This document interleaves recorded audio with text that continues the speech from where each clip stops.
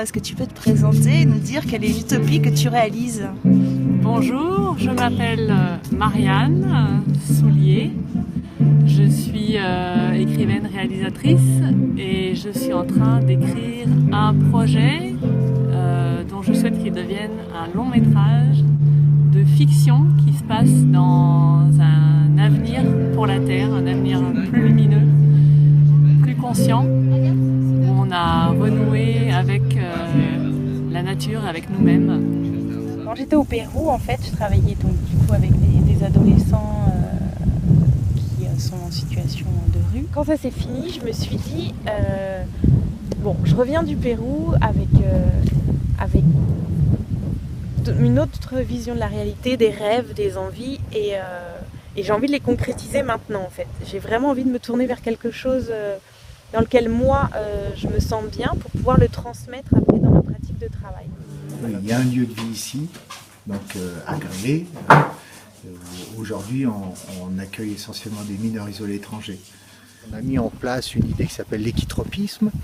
Oui. Ce n'est pas qu'une idée, c'est toute une structure, une architecture et peut-être une nouvelle discipline en psychologie, et avec des supports actifs, avec des applications.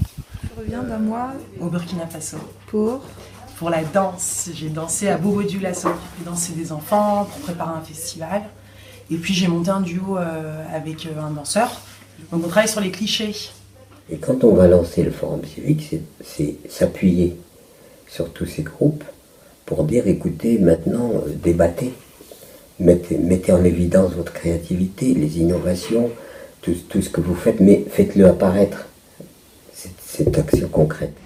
Avec le biogaz, on peut l'injecter également, on peut faire tourner le moteur avec ce gaz-là qu'on produit, donc à la base avec de la merde et des déchets verts.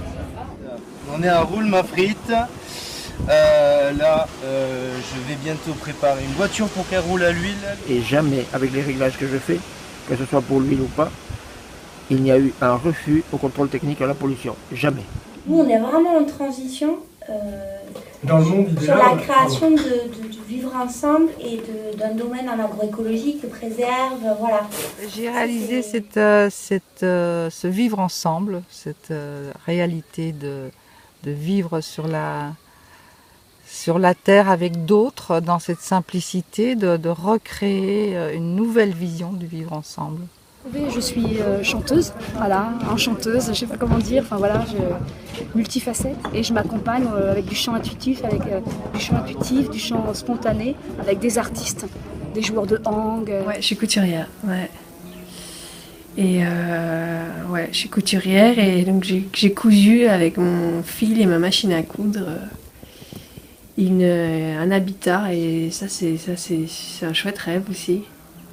De coudre un manteau ou un manteau de maison et que ça puisse être posé là où on veut, là où on se sent bien, jusqu'à ce qu'on s'y sente bien et qu'après on a envie de bouger, qu'on l'emmène avec nous et qu'on transporte comme dans une valise. Donc ouais, c'est tout un tissage, quoi. On crée un monde qui est avec des valeurs et on cohabite avec l'autre.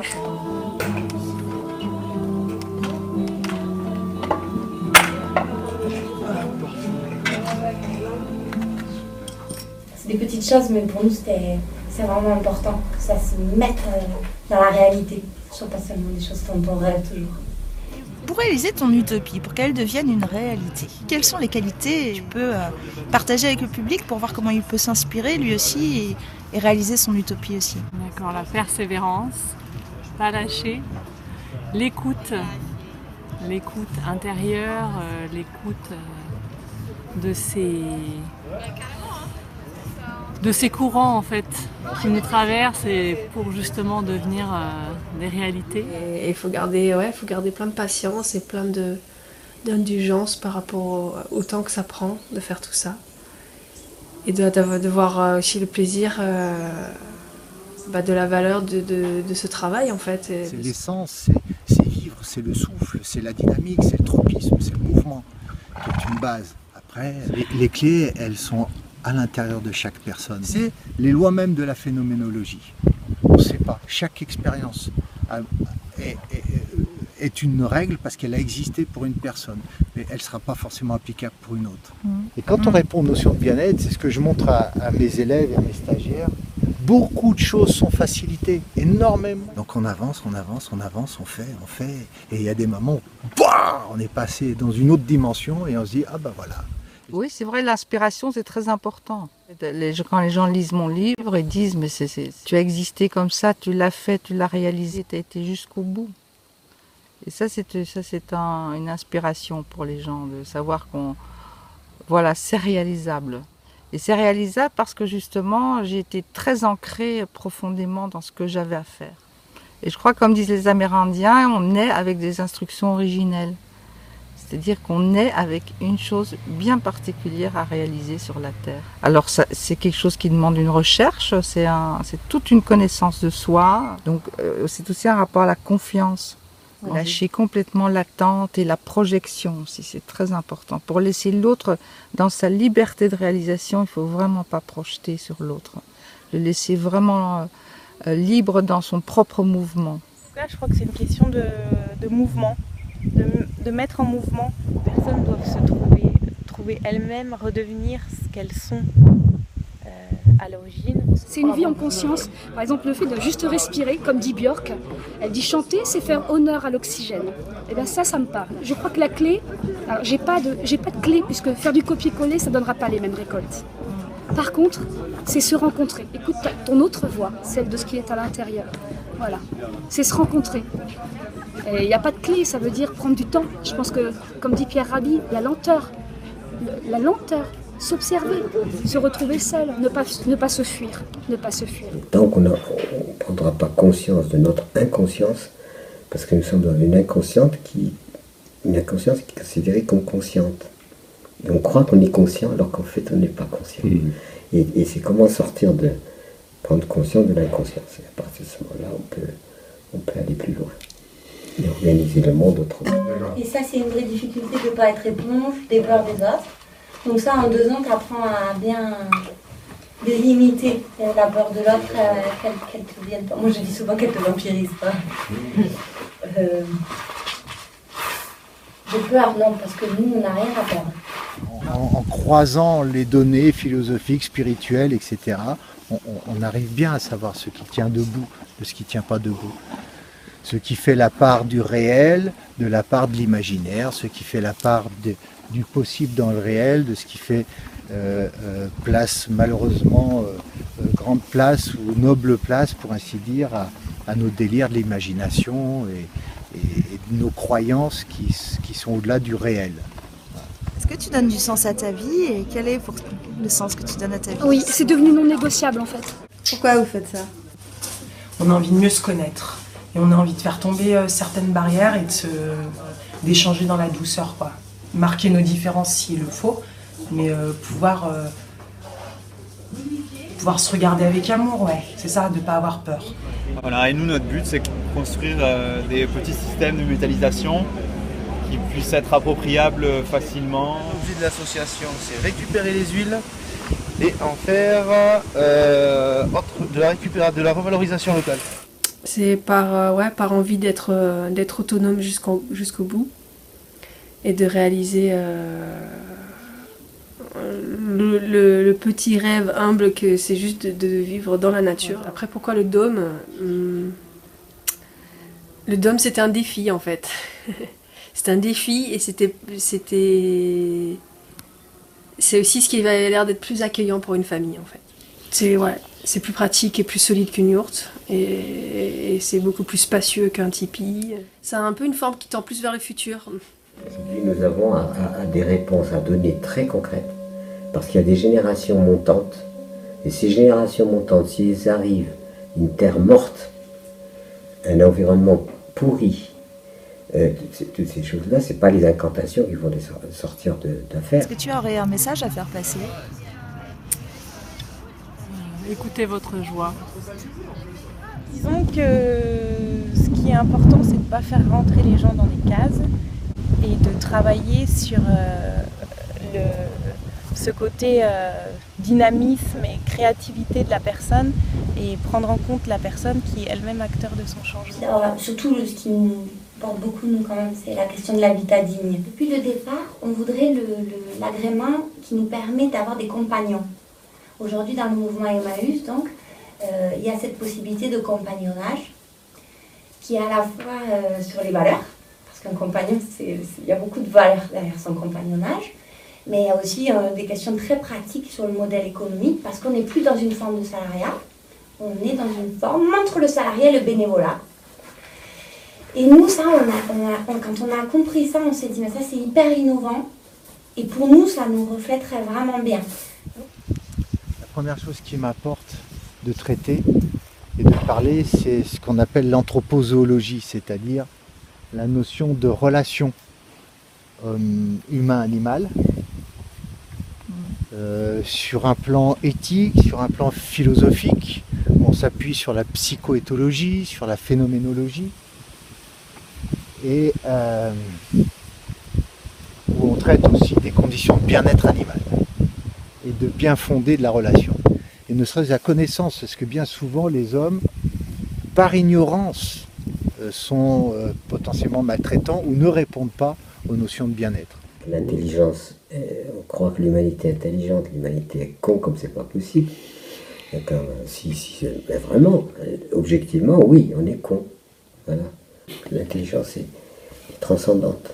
C'est là où on rejoint le divin, c'est l'ordre qui est transcendant et qui n'a rien à voir. Nos aptitudes, nous en avons, mais ce que nous faisons de nos aptitudes, c'est l'horreur. Nous sommes capables de construire la bombe atomique, mais est-ce que c'est intelligent de construire une bombe atomique? Rien de plus con. Simplement, c'est un chemin complexe et un chemin un peu long d'apprentissage, d'abord pour soi-même. Il y a toujours le côté, évidemment, éclairé des choses, mais il y a aussi la complexité, ma propre complexité, dans mon rapport aux autres, dans mon rapport. Je suis loin d'être clarifié moi-même, à l'intérieur de moi-même, parce qu'on est complexe. La complexité n'est pas le problème. La complexité, d'abord, on n'en fait jamais l'impasse. Quoi qu'on fasse dans sa vie, on ne peut pas faire l'impasse de la complexité. Et la complexité n'est pas la complication. La complexité, c'est le phénomène même d'être vivant. Être vivant, se poser les questions du vivant, c'est faire face à la complexité. Dans la vie tout entière, il y a un mot. Regardez une fleur, elle vous offre sa beauté. Vous avez un arbre, il vous offre ses fruits. La terre vous offre votre nourriture. Tout ça, c'est de l'amour. C'est vraiment de l'amour. C'est cette espèce d'offrande permanente de ce qui est beau, de ce qui est... Bien sûr, il y a aussi des côtés négatifs, mais... Et ben, tout le monde... pour moi, l'amour, il est transcendant, c'est tout. Il est transcendant. Parce qu'une fois que l'humanité reprend ce terme-là, alors ça devient compliqué. C'est objet de jalousie, c'est objet d'interprétations différentes. Et ce qu'il y a, c'est que l'amour ne peut rien produire d'autre que de l'amour. L'amour ne peut pas produire de la haine. Parce qu'il y a des gens qui arrivent jusqu'à la haine. Et pourtant, au départ, c'était l'amour. Donc l'amour ne pouvant pas créer la haine, c'est que ce n'était pas de l'amour. Voilà. Quand c'est l'amour, ça ne peut pas produire autre chose que de l'amour. Et tout ça, aujourd'hui, quand on a dit ça, on s'aperçoit qu'il y a un constat relativement dramatique de notre relation à la nature et aux animaux, et qu'il y a encore un énorme chemin à faire pour avoir des relations respectueuses et éthiques. On est très tourmenté par le mental. Le mental est une chose indispensable, mais alors qu'est-ce que ça mouline, qu'est-ce que ça... C'est tout le temps en train et on est tout le temps parti, etc. Alors qu'en fait, c'est le présent actif qui est important. C'est le présent qui est une réalité. Le passé est passé, l'avenir n'est pas là. Donc c'est comment être dans la seule réalité, nous sommes là. Voilà. Nous sommes là, ça c'est réel. Il faut aussi s'appuyer sur ce qu'ont écrit les humains, tous les courants de pensée et tous les courants spirituels à partir du moment où ils traitent de la chose avec des fondations philosophiques et des fondations humanistes et écologiques au sens global du terme, au sens noble du terme. tiennent debout. Voilà. Moi, que ce soit un lama ou quoi que ce soit qui me dise, c'est pas mon expérience à moi. C'est ce que j'apprécie beaucoup chez Krishnamurti, c'est pas, je vais pas dire il a raison, c'est son expérience à lui, mais c'est pas la mienne. Donc n'étant pas la mienne, je vois pas comment je peux intégrer, c'est son expérience. Il y a une expérience qui est une expérience initiatique extrêmement importante, c'est le couple humain. Je considère que c'est une expérience très importante. C'est-à-dire où on est vraiment poussé dans ses retranchements et on est dans la proximité d'une autre âme avec laquelle il faut harmoniser. C'est comment on déclenche chez l'autre, comment on peut être un élément déclencheur du tropisme, d'un mouvement, comme un booster tropique, comme un psychotrope. Voilà. Comment tout d'un coup on peut déclencher ça. Vous voyez ça, c'est du positif, concret. En écologie, c'est du positif. Je pense que la mobilisation aujourd'hui, c'est pour ça que je voudrais faire ce forum civique, c'est de dire, voilà, il y a des gens qui font. Ils font. Il y en a en termes d'agriculture, nutrition, énergie, éducation. Tous les domaines sont d'investissement. Vous questionnez vraiment la notion du travail. C'est vrai qu'on la questionne beaucoup parce que nous, on est tous d'accord. On n'est pas en phase avec la vision du travail comme elle est majoritairement vécue dans ce monde-là, comme elle est subie en fait. Donc, tu vois la structuration associative hyper pyramidale que tout le monde a tendance à reproduire, nous on les radique au maximum. On a un conseil, on a des représentants parce que les pouvoirs en place, le public, les communes, ils ont besoin, tu sais, d'un nom, un visage, sinon ils sont perdus, ça leur fait peur. Donc on a placé ça pour les rassurer. Et puis maintenant, notre fonctionnement en interne, il est beaucoup plus que les gens qui sont en activité prennent les décisions qui les incombent. On est tous au service d'eux. Tu vois, même nous, les fondateurs, le compagnon, le bénévole, en fait, tout le monde, on a quelque part le même statut, on est au service du projet. Donc après, la gouvernance, elle est facilitée par ça, parce qu'on a un objectif commun. Et on parcourt le chemin ensemble. Ma vie n'est pas un salaire. Encore quelqu'un qui fait quelque chose, qui l'accomplit, qui le grandit, qui le construit, qui l'embellit intérieurement, d'accord, mais des gens qui sont obligés de faire du travail uniquement parce qu'il faut bien bouffer, non. Ça, c'est de l'esclavage. Et je les refuse. Le modèle économique, l'idée depuis le début, c'est quand même l'autonomie. Alors c'est marrant, c'est une autonomie de la solidarité, moi je vous disais.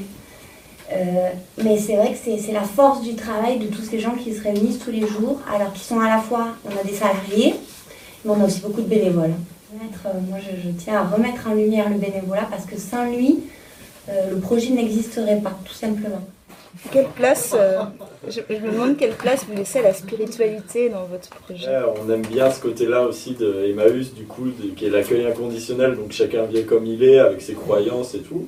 Il respecte juste le projet, il n'impose pas aux autres, et du coup on essaye de se respecter au maximum. C'est comme ça qu'on peut la vivre, je pense, tous individuellement, dans le projet. Nos actions, elles ont été un peu par cet élan du cœur, tu vois, de pouvoir s'ouvrir aux autres, d'améliorer un peu le monde dans lequel on vit, à notre échelle, de pouvoir tendre la main à d'autres, enfin, voilà, partager nos expériences, nos vécus, tout ça. Et du coup, dans ce sens-là, ça vit. Plus on est de rêveurs et plus le monde sera grand. Merci. Change le monde, change.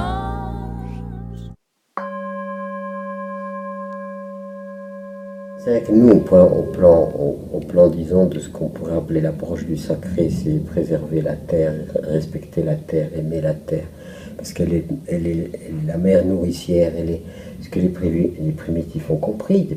Ils ont compris que ce don, ce rapport à la terre, moi, dans ma chambre, j'ai le discours du chef indien Seattle, c'est un discours spirituel d'une très très grande profondeur. Il n'y a pas besoin de théologiens, hein. C'est très simple.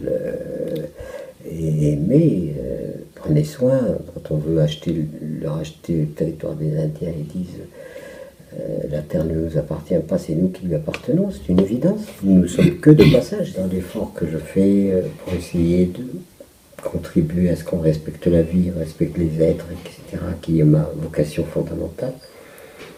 J'ai l'impression qu'on va aboutir à passer du bon côté du versant, dans cette montée d'adhésion des gens, etc., qui sont là. On va peut-être basculer sur le bon versant des choses, et ça serait dommage que je sois pas là, c'est tout. Si ce n'est pas ici le monde de demain que nous créons ensemble de nos deux mains change, si ce n'est pas moi qui, si ce n'est pas maintenant quand, si ce n'est pas ici où je change, tu changes, on change le monde que nous créons de nos deux mains. Change, change.